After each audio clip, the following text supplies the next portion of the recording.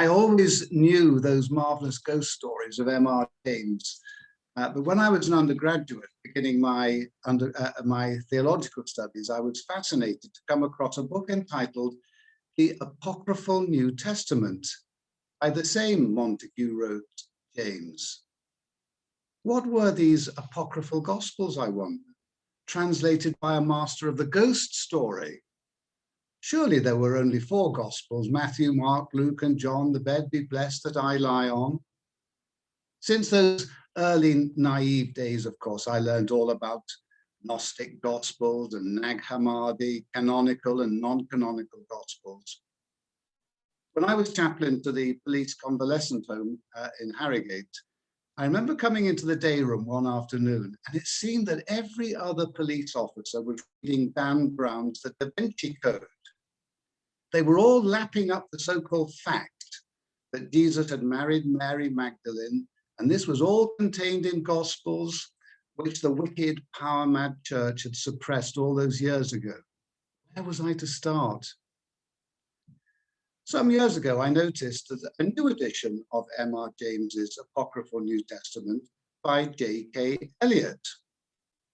Now, this austere nomenclature, J.K. Elliott, was already known to me through my own fascination with the detective work of textual criticism, which seeks forensically to arrive at the most accurate texts of the Bible. Little did I know when I moved from Ireland to become the minister of St. Paul's that I would meet and become friends with that same J.K. Elliott, now as Keith. This is a scholar described as one of the greatest authorities in modern textual criticism. Keith's professional life has been spent at Leeds University, not only and researcher, eventually becoming professor in 1997, and now emeritus professor, but is deeply involved in the administration and student life of the university. He was also an active and valued member of the Studiorum Novi Testamenti Societas. Keith lives in Harrogate and has served 2 stints as governor of Harrogate Grammar School. Living just off Arthur's Avenue, he didn't have to walk too far to go to meetings. In these wild days of fake news, conspiracy theories, and my truth, we need more than ever to have informed and trusted authorities we can rely on to give us confidence in the 66 books which make up Holy Scripture. Keith Elliott, I'm delighted to tell you, is such a person. And it is my pleasure to welcome you, Keith, to the Harrogate School of Theology and Mission, and invite you to address us on the subject, what makes a book Holy Scripture? I should just say here that Professor Elliott will speak until about 11 o'clock, when we can have a short break, after which Keith is very happy to take questions. And as Linda said at the beginning, there is a function on Zoom where you can type comments and even your question. We'll try as best as we can with all these people on Zoom to get through all your questions. Keith, over to you.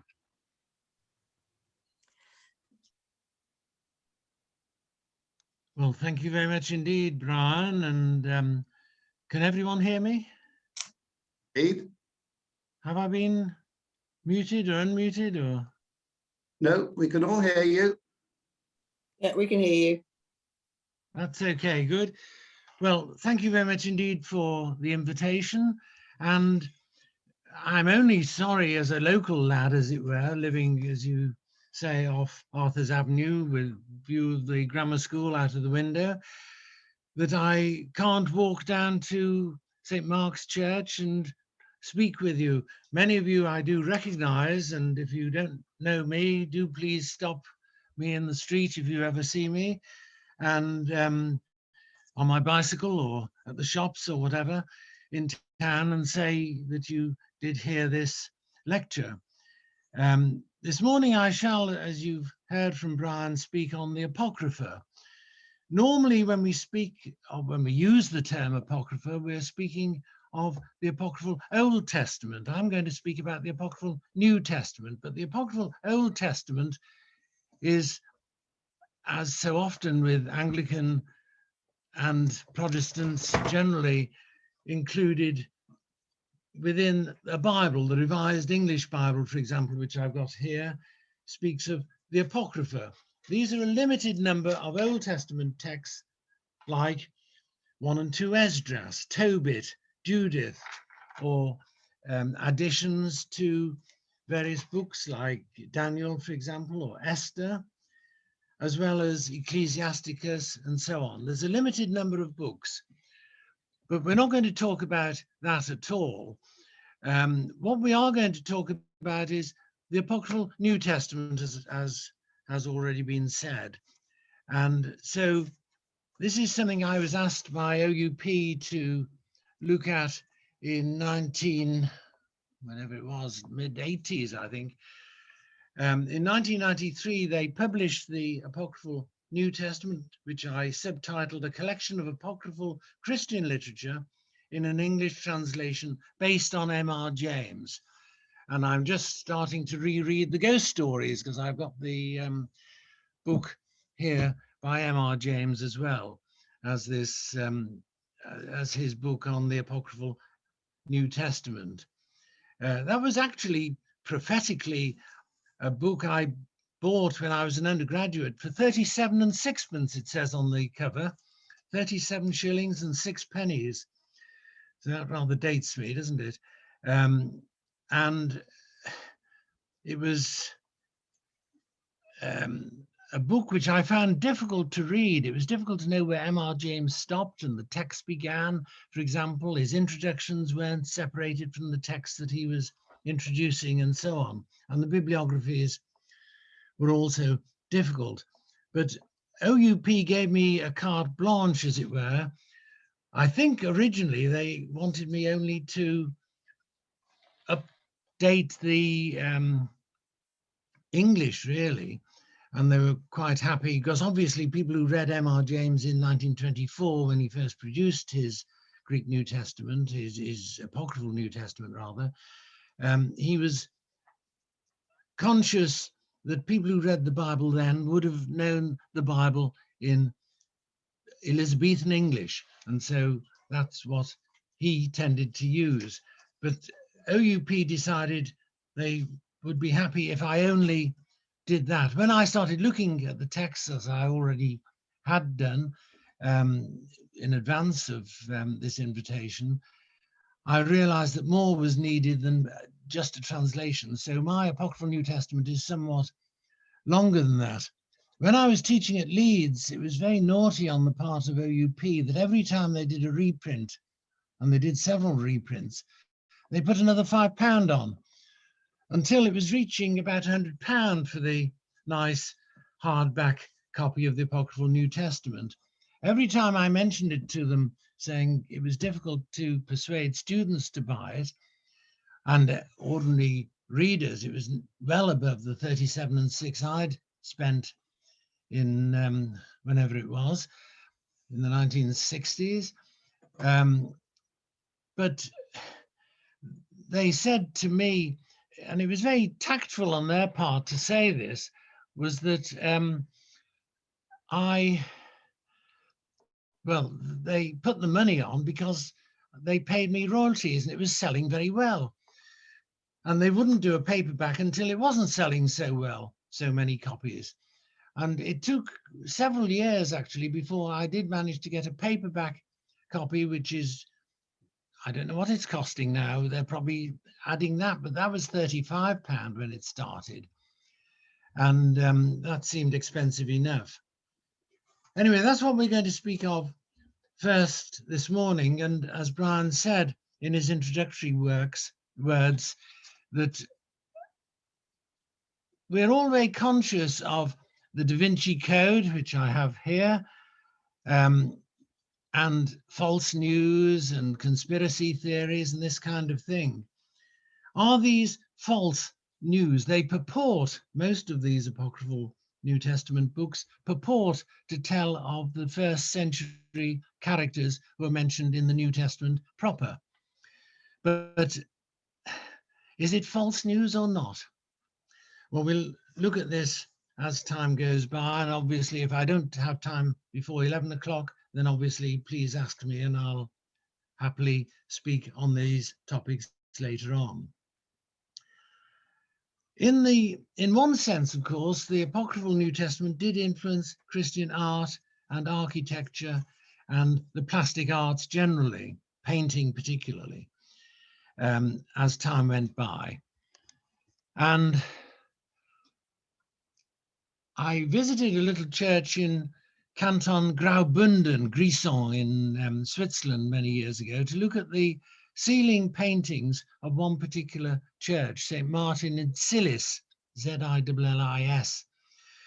And I have a picture on my wall here of the paintings on that ceiling. Most of them are from the New Testament, as you might expect, but there's a couple that aren't from the New Testament. They're actually from the Apocryphal New Testament, and one of them is used as a cover of this new paperback.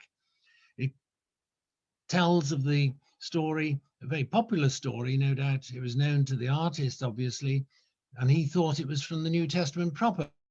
It tells of Jesus as a child, when he was 7, playing with 2 schoolmates or school friends, perhaps, who made birds out of clay. In Jesus' case, he clapped his hands and away the bird flew. His 2 companions were less lucky. Their birds stayed as pieces of clay. But that picture is on the ceiling of this church in Switzerland, and I have a copy of that on the wall, and it's a copy which appears now on the paperback of the Apocryphal New Testament by Oxford Press. But it's in the arts and the plastic arts generally where the influence of the apocryphal traditions are most obviously and strongly felt. Any visitor, and soon we hope to be able to visit galleries and churches where we are confronted by many mosaics, sculptures, frescoes, stained glass, or canvases, where the artist has found inspiration not only from the Bible itself, but also from the post or extra biblical themes that we know independently from the Apocryphal New Testament. The following are popular iconic themes: the inverse crucifixion of Peter, the scenes including Thecla, who was possibly the first of the female apostles, the inverse crucifixion of Philip.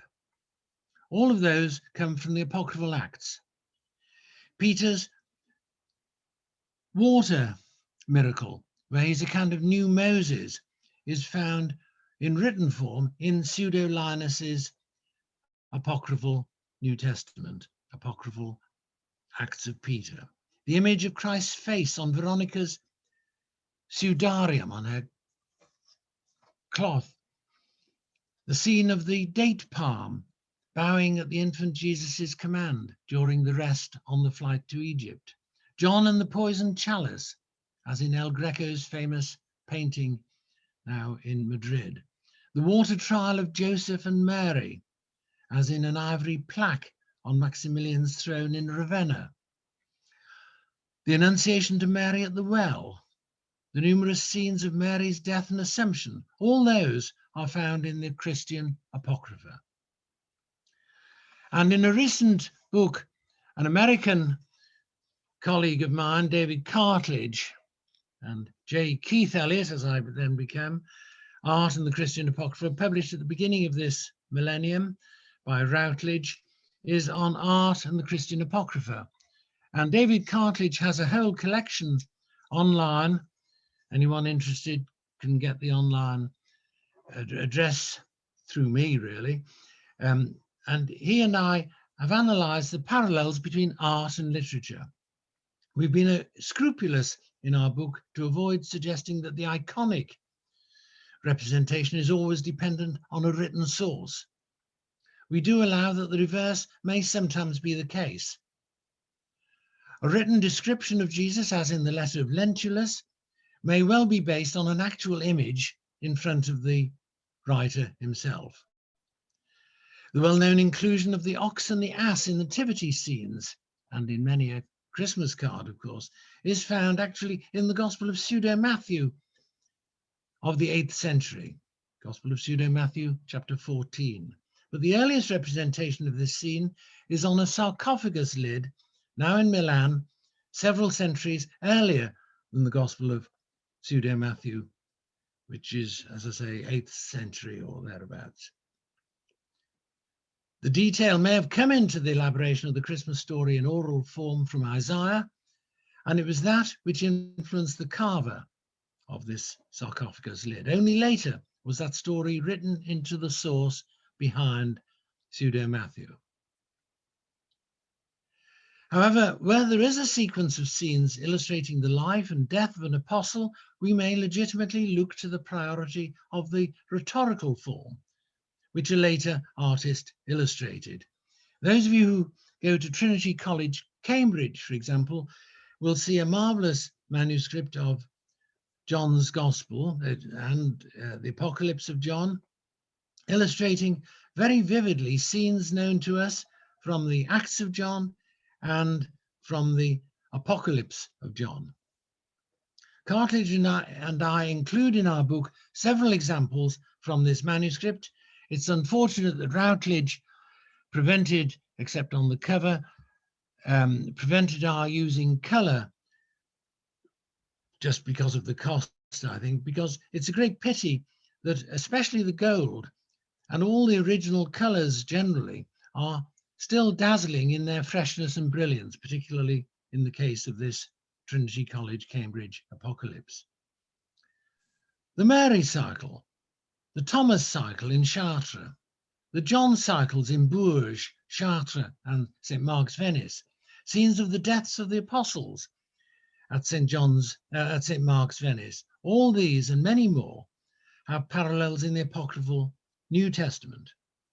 Scenes of the Annunciation to Mary that take place at a well parallel a similar setting for this in the Proto-Evangelium of James, which I'm currently working on at the moment for Brepols in Belgium.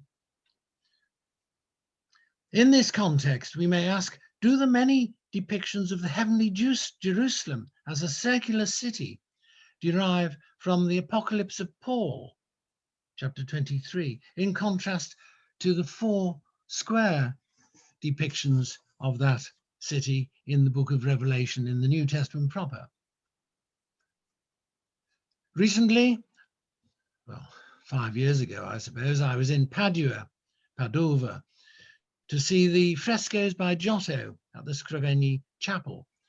Those of you who've been in this Scriveni Chapel, this arena chapel, see that scenes decorate the whole of the chapel are taken about Virgin Mary, particularly out of the New Testament, but the life of the Virgin's parents, known as Joachim and Anna, a sequence of the Virgin's early life, actually come from the Apocryphal Gospel, Apocryphal Infancy Gospel in that case.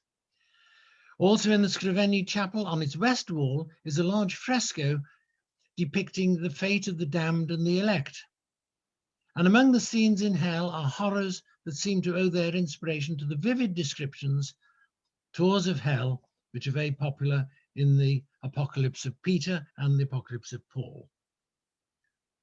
If we find these depictions or descriptions familiar and commonplace, it's because the written texts were of continuing popularity.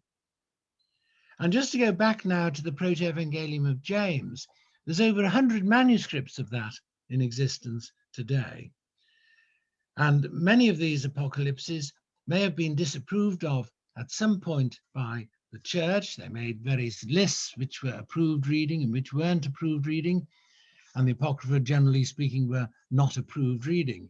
But nonetheless, clandestine copies were made regularly and they remained popular. They influenced Christian teaching, much as for many people, of course, these things are now repugnant. But nevertheless, they did influence a lot of Christian teaching. When I was teaching for many years in Harrogate on a course on the Apocryphal New Testament and on the Greek of the New Testament, and most of these texts were originally written in Greek, I was given a present by one of the class at that stage of a second edition of Hone's Apocryphal New Testament. H-O-N-E is the name of the man who put this together. And it was very popular in Victorian times. And it's mainly due to this that many people assume that in the early Christian centuries, say the 2nd century, 3rd century, 4th century at the latest, there were numerous churchmen, loyal Orthodox churchmen, who had a pile of books in front of them. Some they accepted into the canonical New Testament, and they were therefore made into canonical scripture. Others were dismissed, and they were consequently abandoned, but have been recently collected into what's called the Apocryphal New Testament, including this man, whose appearance of these texts, by and large, the Proto-Evangelium, for example, the whole lot is in double columns. It's every sentence is more or less a verse. Every chapter is repeated, and there's a repetition at the beginning of the chapters, as there is in the authorized version, of what's to come in the chapter to follow in that chapter. So many people are familiar, I think, with Hone's views, and many of the texts are not actually apocryphal texts anyway, but at the beginning of his book they are. It then goes on to become what are called the apostolic fathers, people like Barnabas and Polycarp and Hermas and so on. But nonetheless, the beginning has apocryphal New Testament writings like the Proto-Evangelium, the infancy gospel narratives, Jesus and Abgar, Paul and Seneca, Paul and Thecla, and so on. And each of them is set out in that sort of way, double columns, every verse enumerated, and each chapter with a collection of what's to come afterwards.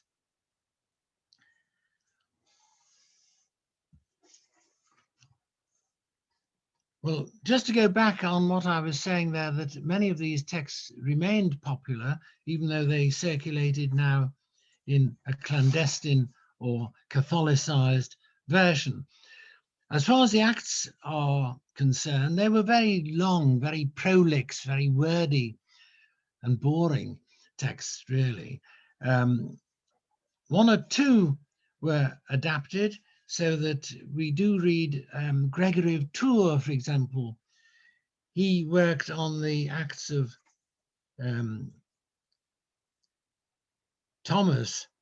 No, he didn't. Acts of Matthew. On page 272, I put it here in my collection.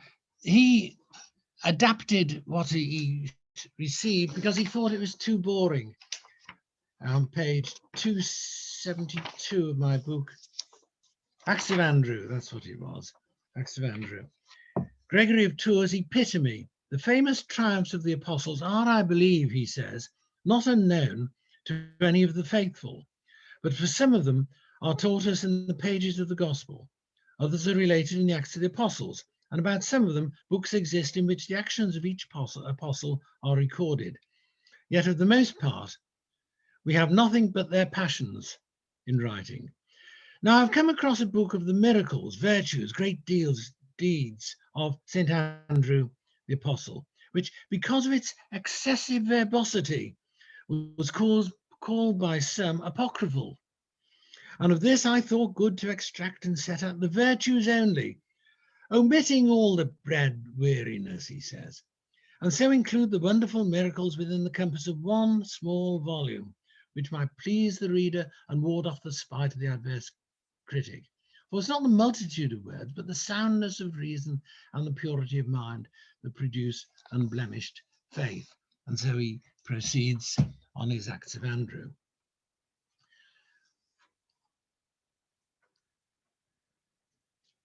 And we see this happening in quite a few places. A lot of the patron saints of churches, Thomas and the like, had special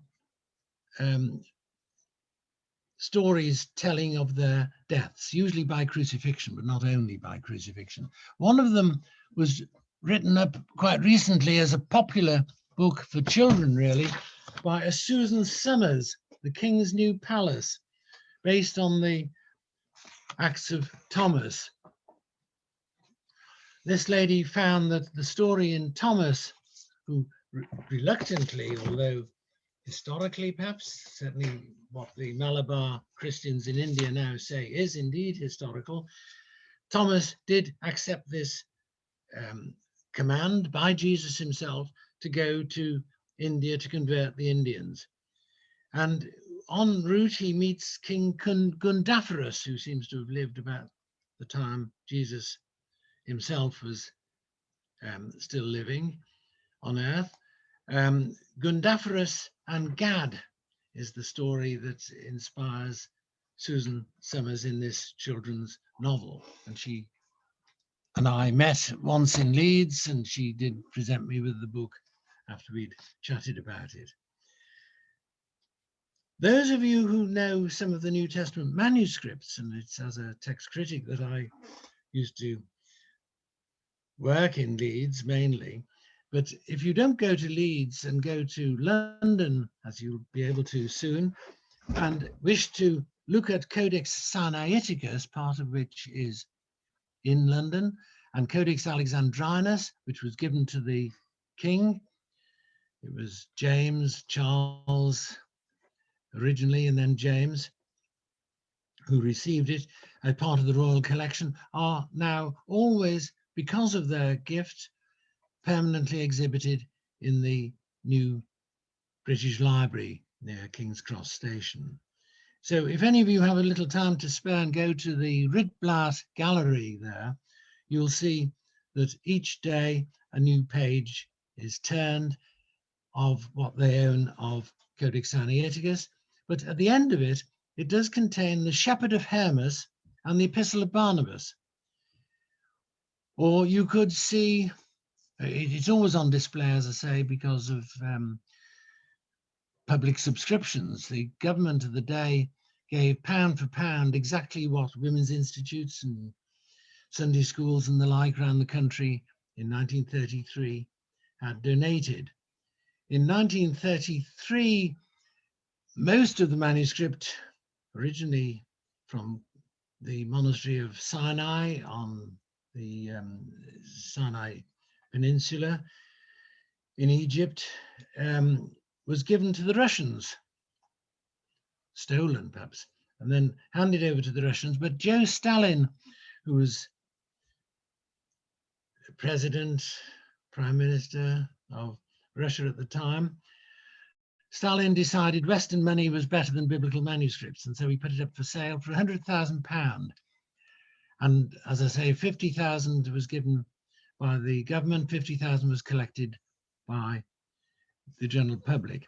It's a 4th century manuscript, and it looks to me as if two of those texts, the Shepherd of Hermas and the Epistle of Barnabas, both of which are included in Hone's collection of Apocryphal New Testaments, but they're a bit earlier than the Apocrypha anyway, and they're more orthodox in many ways than the Apocrypha, are always on display in what we've got in England of the Codex Sinaiticus. And the same with Codex Alexandrinus. That contains two other texts that are now part of the Apostolic Fathers. That's 1 Clement and 2 Clement, written by different people, neither of whom was originally a Clement, of course. But those two texts, 1 and 2 Clement, are to be seen in Codex Alexandrinus, just as Shepherd of Hermas and the Epistle of Barnabas are to be seen in Codex Sinaiticus. These manuscripts may have hovered on the edge of the canon at that time, and that's possibly why the scribes of Codex Sinaiticus and Alexandrinus, and Sinaiticus is a huge volume. I've got one facsimile which was produced recently of Sinaiticus in China, actually, and it impresses all the neighbors if they come in here. But they observe that it's far too big for normal church reading. And I have a suspicion that possibly the scribe wrote all those texts out that were canonical by the 4th century. And we'll come on to this question before too long: what makes a book canonical and what makes a book apocryphal? Because we may usually use the word apocrypha in a biblical sense of the apocryphal Old Testament rather than the apocryphal New Testament.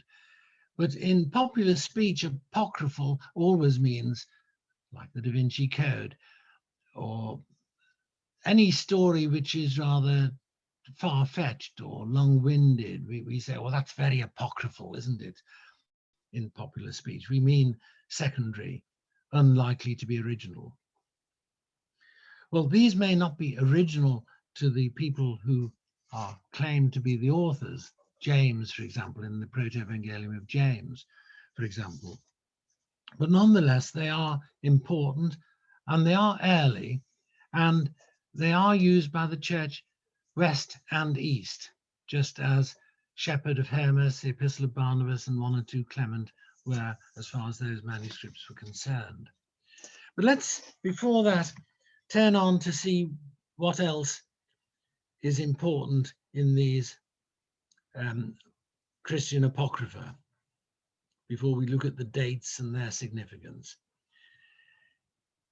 In some cases, a medieval artist or writer may have been familiar with those apocryphal stories from their retelling in a popular book by Jacob of Voragine.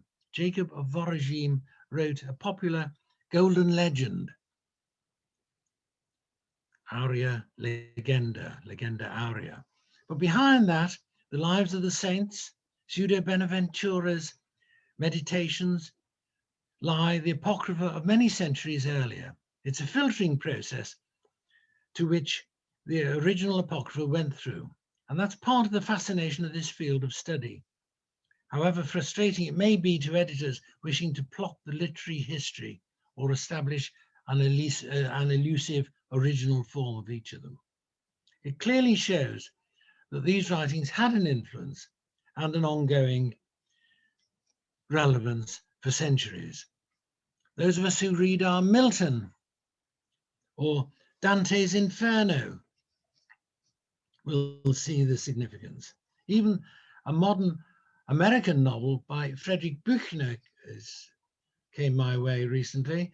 It's entitled Lion Country, and that contains a lot about Jesus breaking down the gates of hell. The harrowing of hell is also one of the famous medieval mystery plays, as some of us here locally know about the York mystery plays, for example. That was very popular in the Middle Ages, when the carpenters, I think, used to perform it from the back of their cart in York. The End Town plays, the End Town, because we don't know exactly which town it was, have the presentation of Mary in the temple, the trial of Mary and Joseph, a trial before Pilate that owes much to the Gospel of Nicodemus, a scene about Joachim and Anna, for example, as well as the harrowing of hell, as well as the Assumption of Mary. Those and other details show us just how influential our New Testament Apocrypha were in the Middle Ages. Those of us who used to go to cinemas may have seen Quo Vadis, which draws on and elaborates a story originally found in the Acts of Peter. When Peter escapes punishment, he meets the risen Christ and asks him, "Where are you going to, O Lord? Quo Vadis Domine?" The English composer Gustav Holst composed a choral work in the 1920s for the Three Choirs Festival in Hereford, Worcester and Gloucester, is it? It's called The Hymn of Jesus. And the libretto for this was indeed the Dance of Jesus, found in the Acts of John, chapters 94 and 95, the Dance of John. So the New Testament Apocrypha seems to have influenced even the world of music, not just painting and Hollywood. Archaeology may have been afflicted as well by the apocryphal acts and apocryphal stories generally. But I think it's mainly in the field of theology, where reluctantly we might have to admit that first and foremost, Christian theology was shaped not only by the New Testament, but by the New Testament Apocrypha. We may unwisely dismiss the apocryphal books as untheological and turn in preference to the weightier patristic writings of a similar age. But the apocryphal texts represent the popular reading matter of the leisured classes. The writings reflected but also fueled popular piety and practice, and a lot of it concerns Mary. Jesus' mother in the New Testament is surprisingly underrepresented. Outside the nativity story, we don't know about her family, her upbringing, or even her death. None of these are related there. But if there's any gaps in the story, this gave rise to curiosity and the imaginative reconstructions that were the motives behind many apocryphal texts' origins. I keep mentioning the 2nd century Proto-Evangelium of James, which became the most popular of all the apocryphal texts. In it, you do get Mary's parents. Her birth is described, her presentation in the temple. Not only a popular scene in many later paintings, but also it influenced those churches, particularly the Orthodox churches in the East, which celebrate the presentation of Mary as one of their 12 great feasts. Her childhood as a ward of the temple, where she's succored by an angel. The selection of Joseph as her guardian are all related in the Proto-Evangelium. That's why Brepols are so interested in this one. And the end of her life is reported in various Dormition stories, such as the homily of Evodius, the 20th discourse of Cyril of Jerusalem, the discourse of St. John the Divine concerning the falling asleep of the Holy Mother of God, and the narrative of Pseudo Melito. Here, the story of her bodily reception into heaven eventually gave rise to the doctrine of the Assumption. But from the earliest times, stories about Mary emphasized her uniqueness. I think if there's always a gap in a story, that gives rise to curiosity, and the curiosity of average believers in the pew, if there were such things in those days.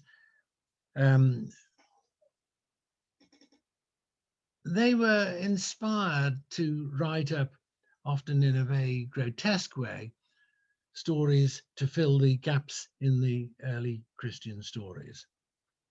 Most prominent is the emphasis on Mary's continuing virginity, for example. The story of Salome the midwife, her hand which is withered, is intended to prove Mary's virginity even after the birth of the child Jesus. The exaltation of Mary as a virgin par excellence gave rise not only to devotion to her as ever virgin, but also helped foster the church's extolling of virginity and chastity as virtues. Celibacy, for example, is a virtue found in the New Testament, but in the apocryphal literature, this theme is dominant. Just as elsewhere, we find the attitude towards Jews and Judaism, which is present in the New Testament, is emphasized in the Apocrypha. But to go back to the celibacy theme, this extreme asceticism, the encratite views in early Christianity, encouraged and were themselves encouraged by literature such as the Apocryphal Acts, the theme in many of which is the conversion of a pagan woman to Christianity. As a consequence of the apostles' ascetic teaching, she forsakes her husband's bed. The spurned husband, usually a prominent citizen, then arranges for the arrest and death of the apostle, whose teachings have stolen his wife. Jesus disguised as Thomas in the Acts of Thomas, makes a sermon to a couple of newlyweds, urging them to devote themselves to chastity. In the Acts of Thomas 12 comes a denunciation of begetting children. John gives thanks that he was prevented from marrying 3 times, actually. Peter is praised for allowing his daughter to remain a paralytic rather than be a temptation to man. It's no wonder, therefore, that encratite and apotactite teaching found some of these apocrypha congenial. This asceticism is allied to poverty. In the Acts of Thomas 20, we are presented with Thomas as a model which would influence Christian monasticism thereafter. He continually fasts, it says of John in the Acts of John. He prays. He eats only bread with salt. His drink is water. He wears only one coat. He takes nothing from anyone, but he gives to others what he has. And such teaching is paralleled by other sermons in these apocryphal acts, which denounce wealth, beauty, and possessions. I can give you examples should you need it. Other teaching influenced Christian piety and devotion to Mary. She's an interlocutor in Christian tradition, and that may be traced back to these apocrypha. In the Arabic infancy gospel, for example, there's many scenes in which the Lady Mary's intercession effects cures and miracles. So we're well on the way to Mary's description as mediatrix of all graces, or co-redemptrix. Intercession by saints is also a part of a Christian tradition, many of which are disapproved of nowadays, but nonetheless these too owe much to the apocryphal acts, where frequently the apostle is prayed to, and where he then effects a miracle or healing in his role as the alter ego of Christ. We've already referred to Jesus and Thomas being indistinguishable. There's other examples, of course, where Jesus isn't just the Judas Thomas of the Acts of Thomas, for example, where he's the twin of Christ, but Jesus reappears in the Acts of Andrew, where he and Andrew are identical. And particular apostles seem to be associated with particular places. I mentioned Thomas in India a little while ago. But one common theme in these apocryphal acts is the dividing of the universe into sections, which are evangelized by individual apostles. So not only is Thomas sent to India, but John serves in Ephesus. Another commissioning occurs in the Acts of Philip. And you will see here the tradition of patron saints, which is perhaps why it's always the martyrdom of the Acts which survives, rather than the miracles earlier. That's to say, patron saints are usually apostles, usually associated with a particular geographical area and venerated locally as the founding father of the church there. Anti-Jewish sentiment we've referred to may already be present in the New Testament proper, where it can be seen that the blame for Jesus' arrest and crucifixion is increasingly pinned on the Jews en bloc, and thereby exonerating the Romans, despite their reluctant constitutional role, which Pilate in particular had to play. But in the apocryphal tradition, that theme is dominant. In the Gospel of Peter, for example, the motive for not proceeding with the plan to expedite Jesus' crucifixion by breaking his legs is Jewish malevolence. They want his death to be prolonged. They want it to be painful. The Jews are responsible for the crucifixion in the Gospel of Peter, chapter 3, for example, and in the Descensus, which is the Gospel of Nicodemus, part 2 in the Apocrypha. In the letter of Pilate to Claudius, found in, among other places, the Gospel of Nicodemus, the Jews are reported as plotting the crucifixion out of envy. In the story of Mary's Dormition, her coffin is desecrated by a Jew during her funeral procession. So a minor theme in the New Testament gets exaggerated in later stories, in later non-canonical apocryphal stories. And this was the literature which tended to fuel medieval anti-Semitism and later justified it. Even relics may be, the veneration of relics of famous Christians can be found in these stories as well. For example, if you look at the end of the Acts of Thomas, for example, dust from his tomb is taken away to effect a healing. The Virgin's girdle, which is thrown down by the Virgin Mary when she's on her way to heaven, is venerated at Prato in the Cappella del Sacro Cingolo. And the story also lies behind the story of the Assumption by Joseph of Arimathea, where the ascending Mary throws doubting Thomas her belt. The origin of the written story of Veronica's kerchief has already been mentioned. It occurs in the Vindicta Salvatoris and in the Mors Pilati, but the kerchief itself was venerated for many years in the Vatican. And it is, of course, commemorated in the 6th Station of the Cross. The obscure reference in 1 Peter 3:19 in the New Testament is probably in itself insufficiently strong to have promoted Christian belief in Jesus' descent to Hades, but it was the expansion of that tantalizingly imprecise reference which led to the fully fleshed out drama in the Gospel of Nicodemus, part 2.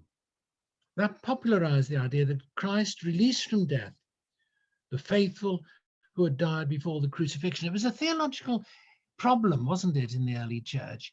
What would happen to those who had not had the chance to hear Jesus, or who had died before his earthly ministry?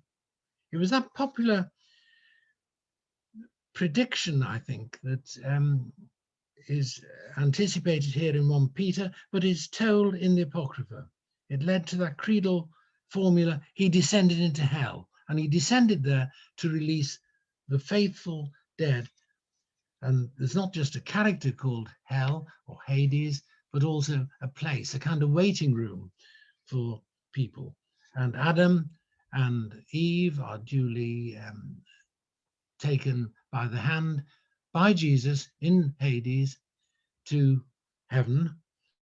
They're very surprised, no doubt, that many of their descendants, how many descendants there are for one thing, but how many descendants there are also awaiting release from Hades by Jesus.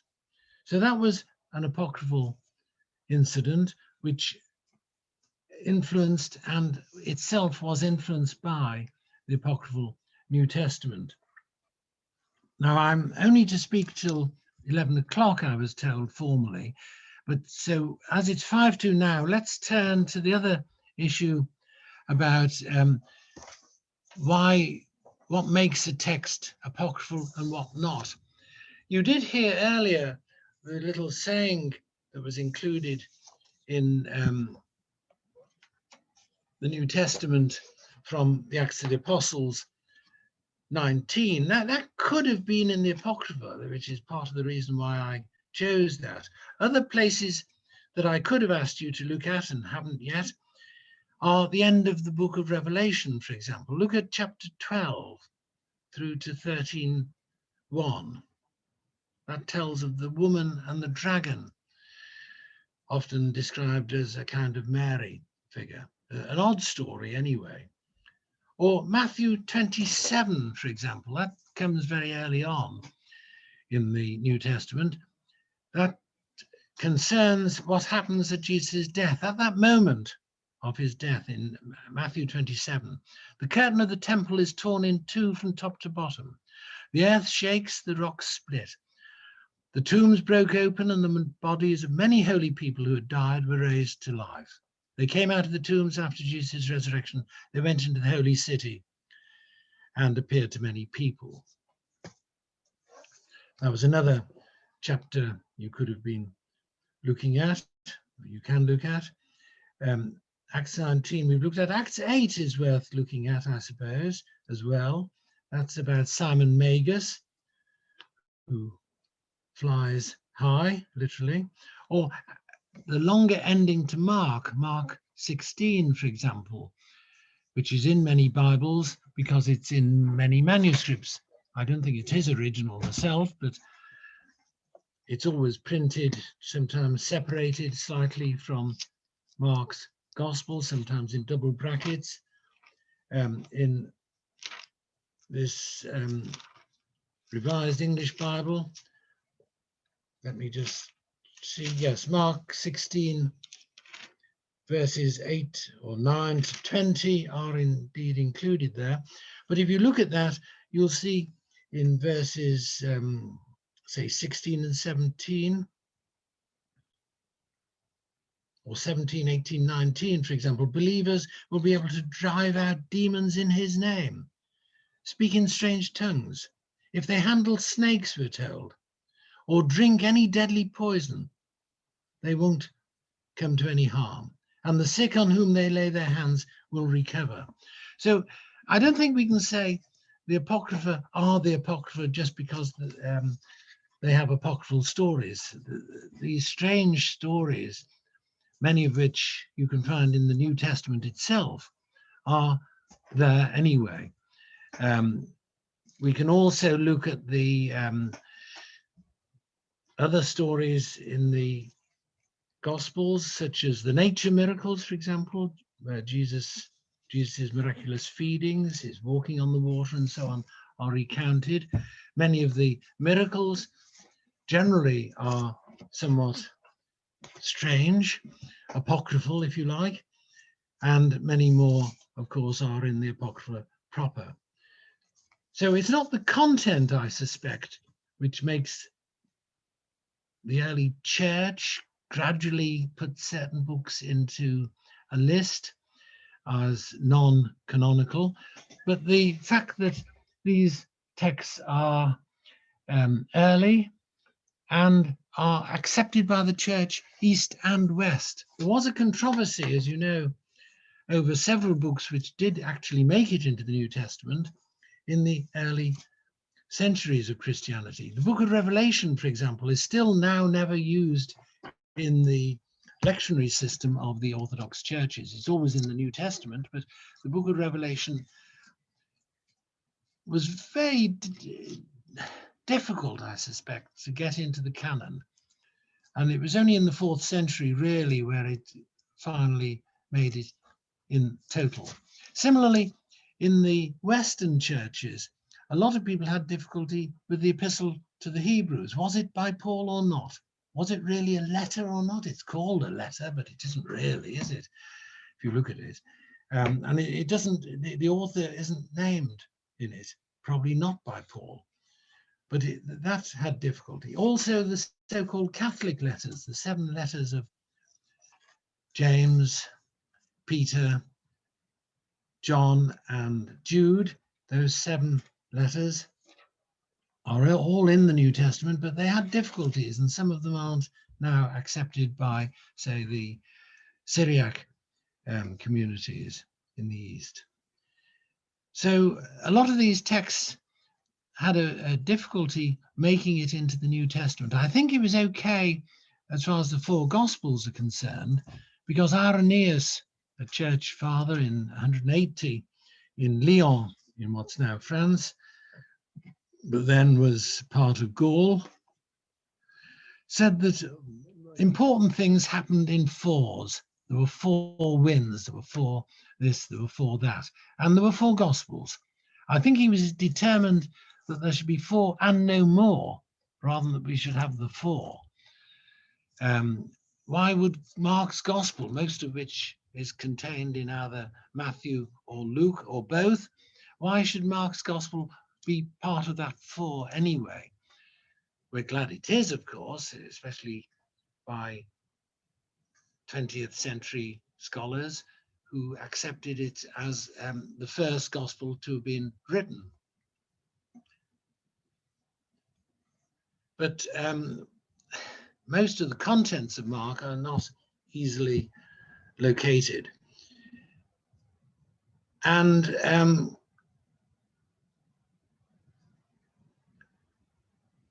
that was in the 1st century. I suspect most of the Pauline letters were. If you look at the manuscripts of Paul's letters, you'll find most of them are collected together by the 4th century or so on.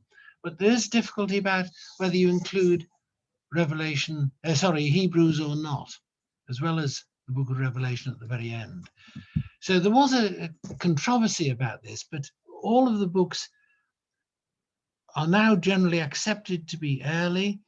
I think they were accepted by the church west and east, and there are many manuscripts of each in existence. You may wish to ask me about some of these strange texts that have come to light recently.